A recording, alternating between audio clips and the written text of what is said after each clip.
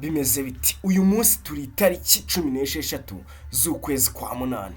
Izi tariki uyu munsi izi saha cyangwa se wenda n'isaha ziri buze umuntu ashobora kukubwira ati ngiye biriya bintu ndi kubona biriya bintu biri kuba biriya bintu ntacyo bintwaye pe, ariko we wareba ibintu ari kuvuga ngo ntacyo bimutwaye ugasanga ari bya bintu bya hatari, mbega byamugiraho n'ingaruka nyinshi cyane cyangwa se ingaruka atabasha no kwirengera, we akaba ari kubibona mbega, ariko we akaba abona ari ka kantu ka feke, ka kantu mbega we yita ko mbega nta kintu kavuze kuri we cyangwa se ku buzima bwe, mbega ugasanga umuntu we nta kintu bimubwiye, bya bintu muvuga ngo barandabona ntacyo bibabwiyeho, kandi we wahabutse mbega usa nkaho mbega wagizemo akantu k'ubwoba bitewe n'icyo kintu kigiye kuba.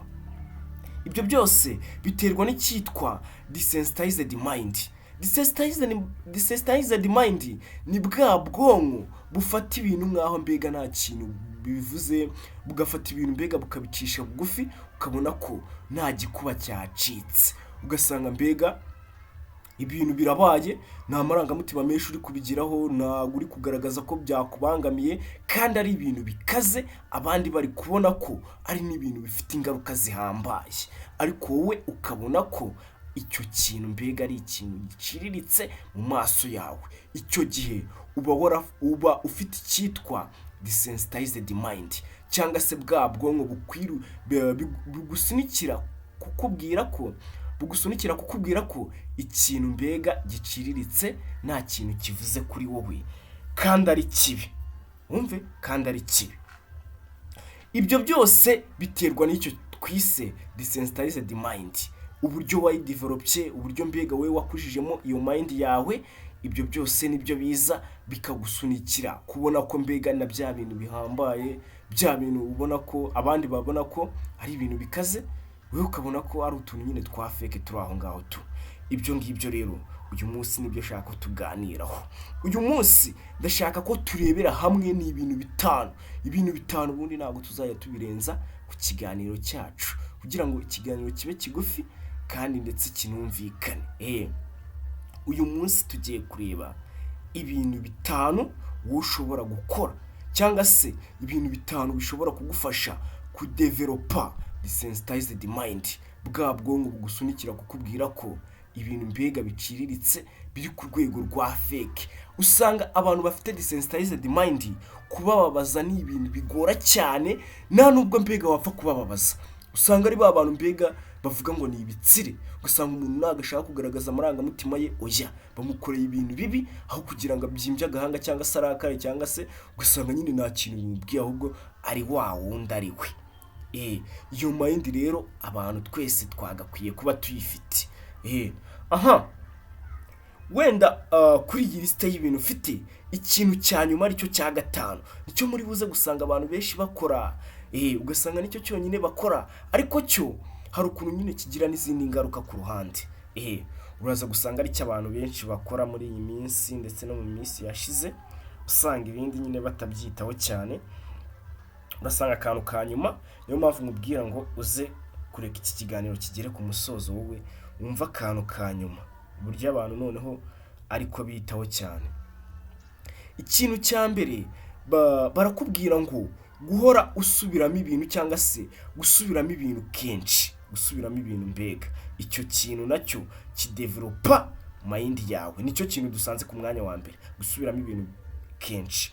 Niba ubona ibintu kenshi, niba wumva ibintu kenshi, niba unyura mu bintu kenshi, bya bintu bigoranye mbega ukabibona kenshi, ukabyumva kenshi, ukabinyuramo kenshi, bya bintu bibabaje cyane bishengura umutima ukabinyuramo kenshi inshuro nyinshi, icyo gihe ubwonko bwawe butangira kugenda bugaragaza, cyangwa se bugusunikira kugaragaza amarangamutima makeya cyane, bitewe n'uko iyo situation ubwonko bwo buyinyuramo kenshi, mbega ni ikintu ubwonko buhora bubona.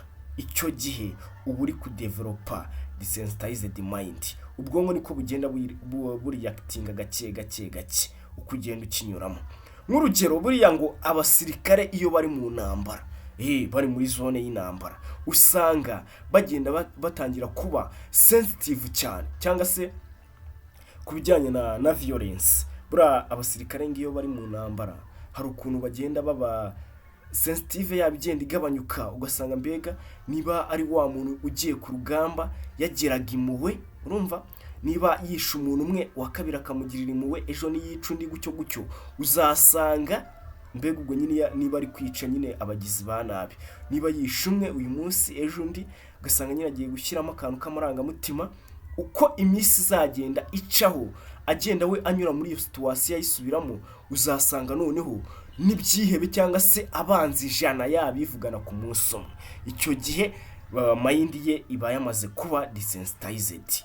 Icyo ni ikintu cya mbere. Ikintu cya kabiri ngo ni ukwirukana amarangamutima. Cyagiye amarangamutima kuzamo wowe ugahita urwana no kuyirukana, mbega ubyihatamo. Uko ugenda wihatamo gusunika amarangamutima kure cyane, wenda nko kuba hari akantu kabaye ukumva wowe warira ariko ukabisunikira kure, mbega ukabyamaganira kure kuba warira, cyangwa se niba hari akantu kabaye kumva wababara, noneho wowe ubwo buribwe ukabusunikira kure ugashaka nyine kubwirengagiza, urumva? Cyangwa se niba hari akantu kabaye mbega wowe kumva wavuga uburyo bikubabaje, wowe ukabyirinda no kubivuga ukabyamaganira kure. Icyo gihe nabwo uko ubikora uba uri kugenda developa icyitwa desensitized mind, kugenda mbega usunikira amarangamutima kure ari kuguhatira gukora ibintu nko kurira cyangwa se kubabara, mbega kwereka abantu ko ibintu bikubabaje, ibyo bintu wowe ukabyirukana. Icyo gihe desensitized mind uba uri kuyubaka pe. Kuko ibyo bintu mbega uko bikora niko bigenda bisunikira ya mind yawe cyangwa se ya brain yawe kutaba ya reactinga ngo igusunikire izo emotion zigaragaza ko wababaye, oya we kuko uba uri kubipushinga cyane. Ikintu cya gatatu tugiye kureba ngo ni ugukoresha icyitwa imyidagaduro cyane cyangwa se zira social media. Buriya nabyo ngo hari ukuntu byubaka desensitized mind. Bari abantu bakunze gukoresha amashusho media cyangwa se ibintu by'imyidagaduro, hari ukuntu nabyo ngo bidevelopa desensitized mind. Ugasanga umuntu yagiye abigitsire, ntago agishaka kubabazwa n'utuntu twose bitewe no gukoresha social media. Ariko nyine biterwa n'ibintu bureba. Buriya ngo umuntu ureba cyane biriya bintu bibabaje, biriya bintu mbega biri mu bwicanyi kuri social media, akunda kureba ibintu by'intambara, agasanga mbega ahura areba amafilime arimo ibintu by'intambara, abantu bicana, ngo buriya no mu buzima busanzwe yabonye abantu bari kwicana nta kintu bimubwira, kuko ngo mayindi ye cyangwa se bwa bwonko bwe buba bwaramenyereye kujya bubona ba bantu bari kwicana, ba bantu mbega bari gukora ubugizi bwa nabi, ku buryo ngo niyo muri sosiyete isanzwe yabibonye abona ko nyine nta kintu bivuze. Ngo nta kintu ababona bivuze, kuko ngo no mu mavideo areba cyangwa se nyine kuri social media ku mbuga nkoranyambaga zitandukanye, ababibona nyine abantu bicana, bagirana nabi, abantu batukana. Buriya niyo mpamvu uzasanga umuntu ukunda kureba za video zirimo abantu batukana cyane, batotezanya cyane, uzasanga no mu buzima busanzwe nawe mbega akunda gukoresha ibitutsi. Sinjya mbyumva se hari utwana usanga kubera ko duhora tureba ziriya komedi z'abantu mbega bagaragaza disipurine nkeya batukana nyine, ugasanga utwo twana tw'udupeti natwo turi gutukana ugasanga nyine mu buzima busanzwe muri sosiyete abana baratukana, ariko barabikuye nyine muri bya bintu bahora bareba by'amafilime ibiki. Ujya ubyumva ngira ngo n'aba bantu bakunda kureba za filime z'urukozasoni nabo bajya bakunda, hari ukuntu nyine bagira gucya bakabishyira no mu bikorwa bakabinoza mu buzima busanzwe. Icyo kintu nacyo rero ngo kigufasha kudevelopa desensitized mind. Buriya niba hari ibintu byakubabazaga muri sosiyete wowe ukaba uzi ko kuri social media wabibonaho, uzajya ubireba cyane, ubirebe cyane pe, ku buryo hari igihe kizagera mind yawe ibe desensitized, noneho ujye ubibona muri sosiyete ubone ni utuntu toto cyane duciriritse pe. Ibyo ngibyo rero ntago biza ngo bibangamire ububabare bwawe wahura nabwo igihe wabonye ibyo bintu, oya bwa bubabare buvaho kuko ibintu wamaze kubimenyera. Ikintu cya kane ngo ni ukwemera kwirengera stress cyangwa se trauma, kwemera kugendana na trauma, mbega ukaba uzi ko wowe ufite wabaye traumatized cyangwa se mbega ufite inimba ukemera kugendana nayo igihe kirekire. Umve ngo uko wirengera stress cyangwa se niba ari ibintu byakubabaje mbega biguteye agahinda uhugiyeho kubigumana igihe kirekire mbega bigenda bisunikira ubwonko kugabanya ya marangamutima wowe ugaragaza. Buriya ikintu kukimaranye igihe kirekire ubwonko bugenda bukimenyera kukirengera, noneho ya marangamutima wagaragazaga niba wariraga bikagenda bigabanyuka bitewe n'uko umutwaro umaranye igihe kirekire. Umve buriya ikintu umaranye igihe kirekire, amastress ibiki, niba ari umuntu wakubabaje, we uko ubibika burya ubwonko nabwo bugenda bugerageza kubyakira gake gake, noneho za emotion wagaragazaga nazo zikagenda zigabanyuka gake gake. Noneho reka tugere ku kintu cya gatanu. Iki kintu cya gatanu usanga abantu benshi aricyo bakoresha cyangwa se ugasanga mbega iki kintu nicyo bashyize imbere, ariko hano baba bakituzaniye ku mwanya wa nyuma nyine tu. Ariko usanga abantu benshi b'iyi minsi kakana ariko bitaho cyane.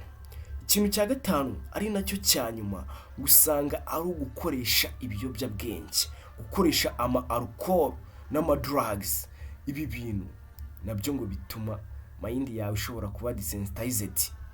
Ngo ari ama substances cyangwa se biriya bintu mbega ukoresha wowe unywa ukabinywa kugira ngo nyine bice intege amarangamutima yawe. Hari ukuntu nyine uba wababaye warakaye, ngo umuntu yakubabaje ukagenda ukiyuha amayoga, ukanywa amayoga, amatabi, mbega ibintu by'amadrug n'ama alcohol menshi cyane, ukagenda mbega ukabishyira mu mubiri wawe.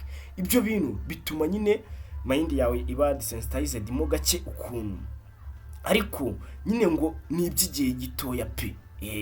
Ni iby'igihe gitoya. Ibyo icyo gihe buranga inzoga ikintu zikora zo yuzinwe nyine